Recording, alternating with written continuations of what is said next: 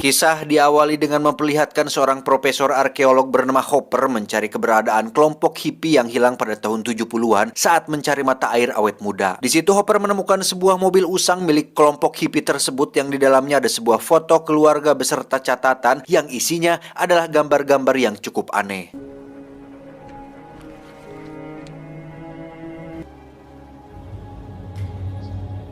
Saat itulah Hopper menemukan sebuah gua yang saat dia masuk, di situ ada seseorang dengan pakaian koboi lengkap dengan pistol dan patromak di tangannya. Karena merasa ada sesuatu yang janggal, akhirnya Hopper memilih untuk pulang terlebih dahulu untuk mempersiapkan semua peralatannya. No sign of the hippies. Listen, I need you to put a climbing pack together for me. Sampai di rumah di situ sudah ada dua mahasiswa Hopper, ada Jackie dan Taylor. Mereka berdua ingin ikut ekspedisi tersebut, namun Hopper melarangnya karena hal ini dianggap terlalu beresiko dan sangat berbahaya. Keesokan paginya Hopper terlihat sudah berada di lokasi memasang tali di lubang lain sebagai jaga-jaga apabila dia tidak menemukan jalan keluar lain. Lantas Hopper pun naik ke atas bukit menuju gua yang kemarin dia temukan, dan menariknya adalah pria dengan pakaian koboi kemarin ternyata masih ada di sana, terdiam dan bahkan tidak berpindah posisi sedikit pun. You're just gonna hold down the fort, huh? You're still there, huh? Ketika Hopper akan masuk, di situ dia melihat ada sebuah dinding pembatas semacam gelombang spektrum yang ketika disentuh udaranya cukup lembab. Lantas dia pun masuk ke sana dan 2 hari kemudian, karena profesor tak kunjung ada kabar, akhirnya Taylor dan Jackie memutuskan untuk menyusul ke bukit. Tetapi karena perjalanan cukup jauh dan membutuhkan kendaraan yang cukup tangguh, akhirnya Taylor meminjam mobil milik wanita yang disukainya, yaitu Kara. Ini cucungiknya. Juga ada adik tirinya yang bernama Pips. Ini rarainya, yang mengajak orang lain lagi, lebih tepatnya seorang anak kecil yang belum akil balik bernama Furby, yang cukup cunihin dan jelalatan ketika melihat si Jackie. So who wants to get Furby to run down? I don't need an explanation. My Wi-Fi ready. Password is fart party. What? Singkat cerita, mereka akhirnya sampai di lokasi tempat terparkirnya mobil para hippie. Di situ Taylor menemukan sebuah foto yang merupakan kedua orang tua Profesor Hopper. Faktanya, alasan kuat kenapa Hopper sangat ingin sekali melakukan ini bukan semata-mata ingin menemukan para hippie, melainkan ingin menemukan kedua orang tuanya yang hilang di sini sewaktu dia masih kecil. Team Hopper! Everybody say Team Furby! What's the goodies? Seriously? Wow. This is huge. Setelah menemukan gua yang disinyalir tempat masuknya Hopper, mereka pun langsung masuk ke sana dengan meninggalkan Furby sendirian di luar, yang memang dia memilih untuk tidak ikut karena takut dengan ruangan gelap dan sempit. Namun Taylor memberikan Furby sebuah walkie-talkie agar mereka masih bisa berkomunikasi selama dalam penelusuran tersebut. Don't go too far. You complete me. It looks like somebody went down, but then they didn't come back up. Beebs! It's fine. Di waktu yang bersamaan kita akan melihat sesuatu yang mengejutkan karena Hopper nampak seperti baru saja melangkahkan kakinya mendekati si pria koboi yang padahal seperti kita tahu itu terjadi 2 hari yang lalu. Mendengar suara keributan dan wanita yang berteriak membuat Hopper lari ketakutan. Namun betapa terkejutnya Hopper ketika hari sudah gelap, dan yang tidak kalah mengejutkannya lagi adalah kondisi di luar sana sudah tidak sama lagi dengan kondisi ketika dia masuk.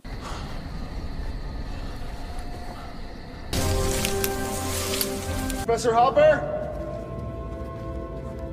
Di situ mereka menemukan sebuah lubang menuju jalan keluar. Cahaya aneh yang bergerak cepat sekali seperti kedap-kedip membuat mereka mengira jika itu adalah perbuatan si Furby yang sedang memainkan senter. Namun betapa terkejutnya mereka semua ketika menemukan Furby sudah tewas dengan tali yang terputus di samping tubuhnya. I think he tried to climb down and somebody cut his rope. Enough with the suspense, guys. What is it? Stay over there. Untuk mengetahui apa yang sebenarnya sudah terjadi, mereka pun memutar video rekaman di kamera milik Furby. Di situ Furby nampak menunggu selama berjam-jam sampai matahari terbenam, yang padahal saat ini Jackie dan kawan-kawan baru 1 jam kurang berada di gua ini. You guys aren't back. I saw no signal and he's dead. There's no way it's that dark. It's 1 o'clock. Dalam video tersebut, Furby menemukan jurnal milik ayahnya Hopper yang di dalamnya dipenuhi dengan gambar dan penjelasan mitos mengenai mata air awet muda, di mana kedua orang tua Hopper percaya jika di dalam gua ini terdapat air keajaiban yang bisa menyembuhkan segala macam penyakit. As an expedition is to find this water and bring a vial of it to her dying husband. So this magic water healing story has been passed down. Berhari-hari Purbi menunggu mereka semua sampai air dan bahan makanan habis. Purbi akhirnya memutuskan untuk turun melalui lubang dengan tali yang sudah disiapkan oleh Hopper sebelumnya, yang oleh karena tali tersebut mengalami gesekan setelah periode waktu yang sangat lama, tali tersebut pun terputus yang membuat Purbi terjatuh.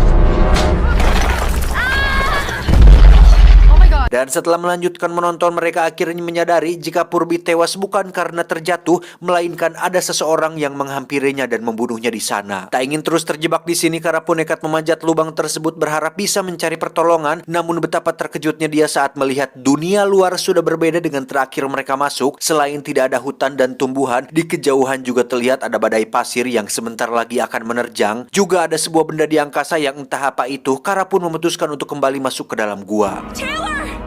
Taylor, the rope is gone!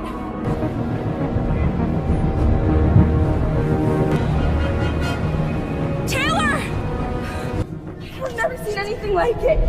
Everything's gone. Okay, there's no tree. Ketika Taylor mengatakan bahwa Kara hanya pergi selama kurang dari 1 detik saja, Kara pun menunjukkan rekaman video saat dirinya berada di luar, dan jelas dia cukup lama berada di sana sehingga mereka semua akhirnya menyadari jika waktu di dalam gua berjalan tidak sama dengan waktu ketika berada di luar gua. Time is passing differently down here than it is on the surface. What? This isn't possible. How is this possible? Because I was up there for 30 minutes. This is seconds. Taylor dan kawan-kawan pun mulai membuat sebuah teori tentang perbedaan waktu di sini dan di luar sana, di mana Anda semua akan dibuat terkejut saat mengetahui bahwa 1 detik di gua ini sama dengan 1 tahun di luar sana. Saat itulah muncul sebuah taraje atau tangga berteknologi tinggi, kemudian turunlah seseorang dengan pakaian masa depan yang secara kebetulan muncul manusia gua yang merupakan pelaku yang telah membuat si Purbi tewas.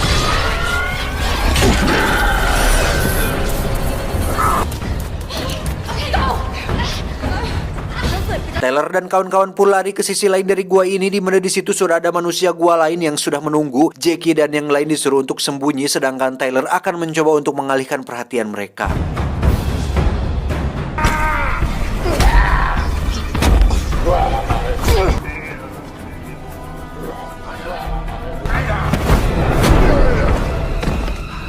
Saat Kara memeriksa, Taylor ditemukan sudah tewas yang secara kebetulan di situ juga ada si pria masa depan yang sedang mengambil air dari sebuah kolam kecil yang sepertinya itulah mata air awet muda yang sempat dicari oleh kedua orang tua Hopper. Melihat kondisi Taylor yang sudah tak bernyawa, si pria masa depan pun memasukkan Taylor ke dalam kolam tersebut yang pada saat bersamaan muncullah para manusia gua itu lagi, yang kali ini mereka berhasil mengalahkan si pria masa depan saat tak sengaja mencopot helm di kepalanya.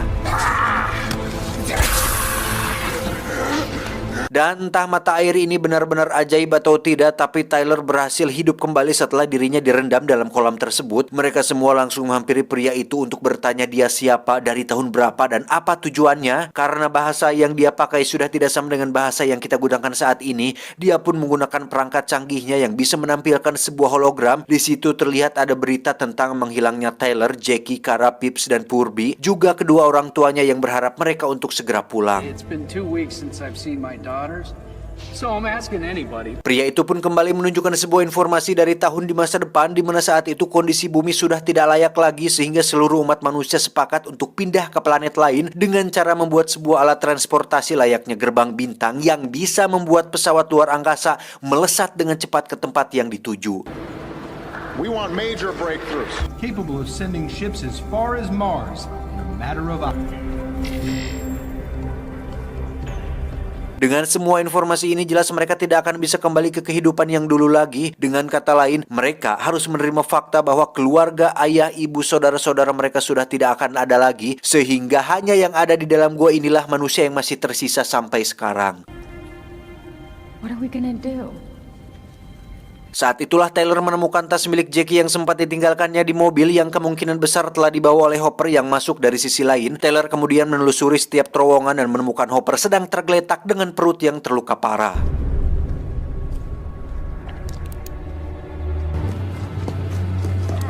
Professor Hopper. Pada akhirnya terungkaplah fakta bahwa dinding pembatas waktu di dalam gua ini merupakan semacam sistem keamanan untuk melindungi mata air awet mudanya. Setiap lapisan memiliki kecepatan waktu yang berbeda. Semakin Anda masuk ke dalam gua ini, waktu akan semakin melambat seperti beberapa orang dari berbagai abad dan generasi yang nampak tidak bergerak oleh karena di dalam sana waktu bergerak lebih lambat melebihi waktu yang saat ini dialami oleh Taylor dan kawan-kawan. Each layer's a different speed than the last.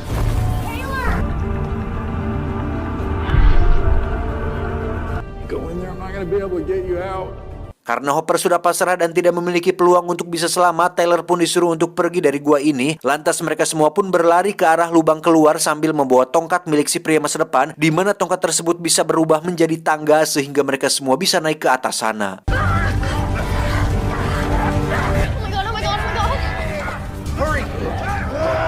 Entah yang di atas itu pesawat alien atau bukan, tapi daripada mati oleh para manusia gua, Taylor dan kawan-kawan pun nekat naik ke atas dan tiba-tiba... Ya, terlihat ada sesosok tangan dengan jari panjang yang menarik Kara. Sudah jelas bahwa itu adalah ras alien preketek yang tepat di waktu yang bersamaan. Satu manusia gua pun melucuti tangganya sehingga membuat Taylor dan yang lain langsung terjatuh.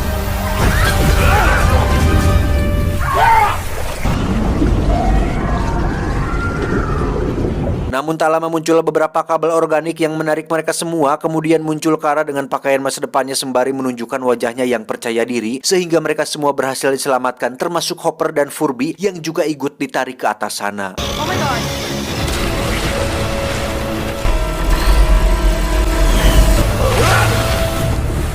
Ketika siuman, Hopper pun terkejut melihat Furby yang katanya sudah mati kini hidup lagi. Juga kemunculan Taylor dan kawan-kawan dengan seragam luar angkasa serta seseorang yang berbicara di balik jendela. Lalu yang tidak kalah mengejutkannya adalah ketika Hopper melihat kedua orang tuanya dan adik kecilnya yang masih hidup, di mana usia mereka semua jauh lebih muda daripada usia Hopper saat ini.